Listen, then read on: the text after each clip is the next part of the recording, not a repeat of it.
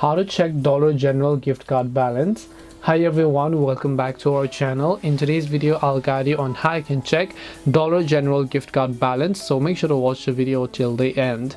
If you'd like to check the gift card balance for your Dollar General card, it's very simple. For this, open your browser, not the app but your browser, and go to this URL, that is dollargeneral.myretailcard.com. Again, I repeat, dollargeneral.myretailcard.com. I'm also going to make sure to leave a link in the description box below. And this is not a spammy website, by the way.